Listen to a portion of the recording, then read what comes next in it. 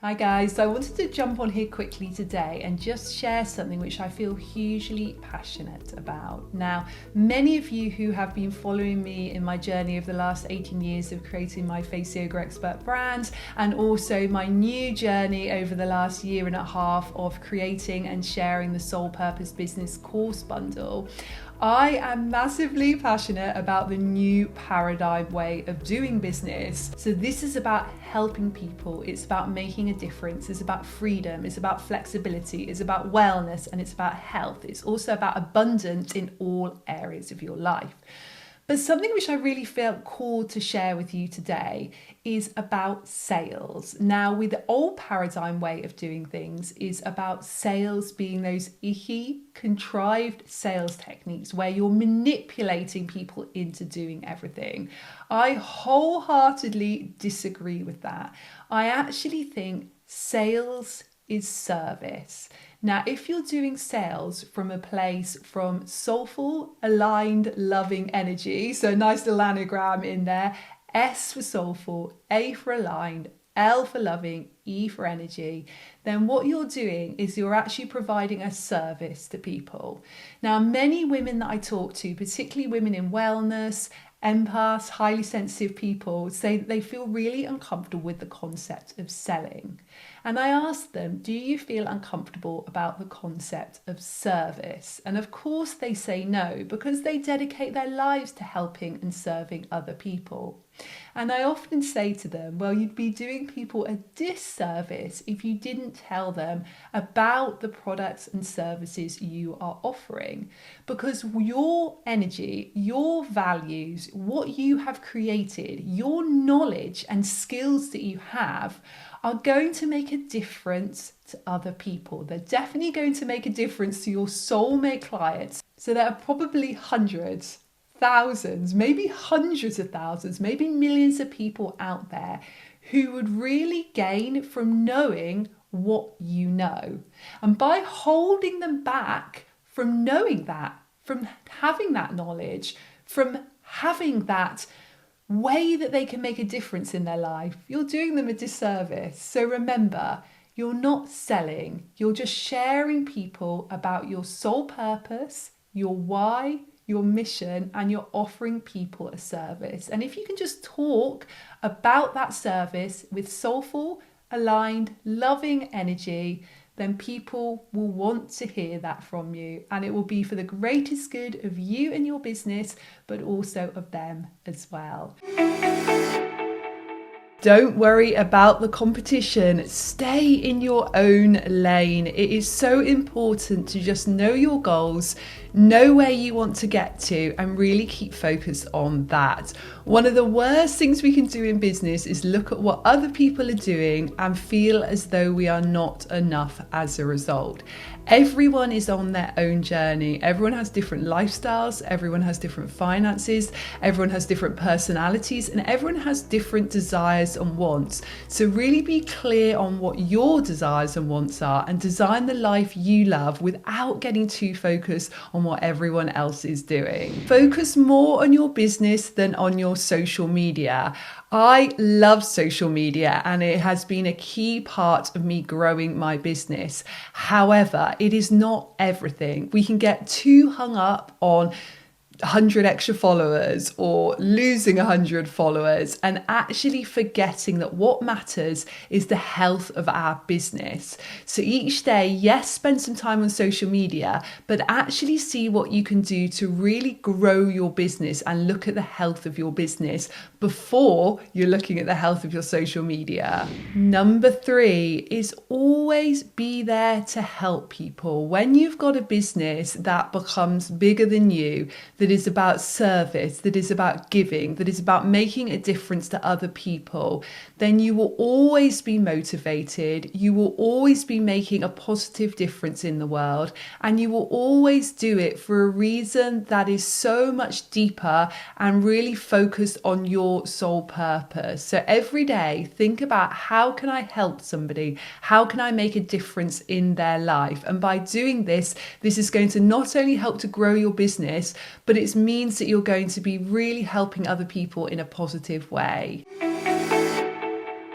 Now, today I'm going to share with you some of my favorite journal prompts, and they're really going to help you grow your social media. So grab yourself a pen and a notebook or a journal, just pen and paper, and get ready just to pause the video as I tell you these journal prompts and really deep dive into understanding why you do your social media and exactly how to grow it. Okay, so journal prompt number 1. What is your deepest why? And let me just explain that to you before you pause the video and journal. So this is really understanding from a deep soul level why you do what you do. So why do you share everything you share within your business? Why do you share what you share on social media? Or why do you want to if you haven't yet got a business or social media? Where does this come from? For me, it's about helping people to look and feel the best version of themselves and to really feel good on the inside, whether that's through growing your business, whether that's through lifting your face, whether that's through calming your mind. So really understand what your why is. So I'll give you a moment to do that.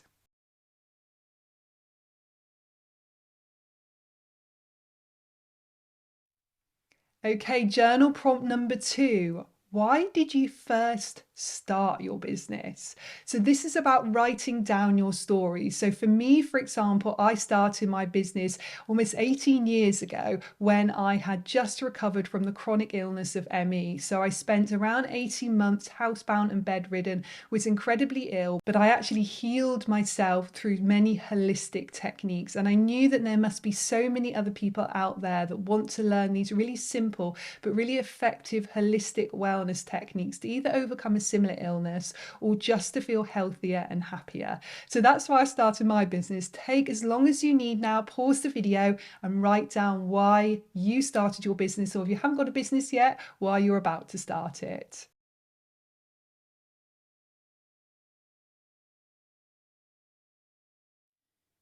Okay, journal prompt number 3.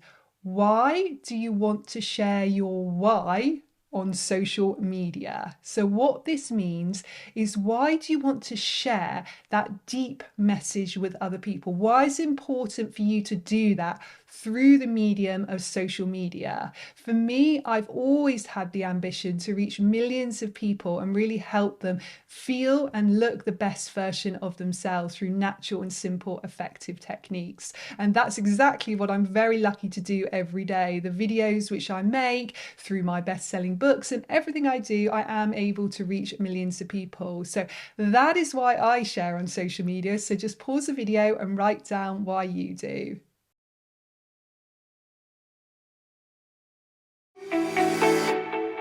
And I actually just finished a teacher training call with one of our new face yoga teachers. And the question she asked me at the end is, how do we get rid of nerves when we're teaching and when we're public speaking? So there are 4 tips that I gave her, which I thought would be really helpful to share with you today. So the first tip I gave her was, make it about them, not you. So when we start to think that we have to perform in a certain way, or we have to go up in front of people, or we think that we have to look a certain way or speak a certain way, we go into our ego. When we're there to help them, to serve them, to make it really about them, give them an amazing experience, share what we know, share our knowledge, what then happens is it suddenly becomes about them and not about ourselves. And we care a lot less about how we sound, about how we look, about how we're presenting. So definitely always take it away from you and think about the people that you are teaching. And even if it's on video, you can visualize your ideal client, or as I call it, your soulmate client. Imagine them watching the video that you're making or watching the course that you're making, and really speak to them. This really, really helps. My next tip that I gave her, which I want to share with you today, is actually think about connecting with the people that are watching or that you're teaching, at a soul level and also at a human level as well. Remember, all you are doing is connecting with another human being and with another soul. And as soon as you do that, you take it again out of that ego and you go to a soul level, and it's just two human beings or one human being and a group of other human beings connecting with each other. And remember, people are listening to you, they're watching you, they've come to your sessions or your classes because they want to learn from you. You have knowledge that you want to share, but also that they want to learn. So just remember that. My next tip, just to make it easier when you're teaching or public speaking, is to plan. Now, I definitely don't recommend when you're teaching any class or workshop or course that you have a full script written out, but bullet points really help. It really helps you to just stay on schedule with everything. And it also helps if you suddenly get a mind blank as well. It just allows you to go back to those notes and just helps to trigger what you are going to talk about and just trigger your memory. And my final tip, which I find really helpful, particularly if when you're teaching or sharing, it's very much about wellness or perhaps about yoga or about relaxation, is to use the power of breath. So, of course, you can use your own deep breathing all the way through. And this goes well for whatever you're teaching. So, even if you're teaching something that's got nothing to do with wellness, trying to breathe deeply yourself all the way through your teaching makes a big difference.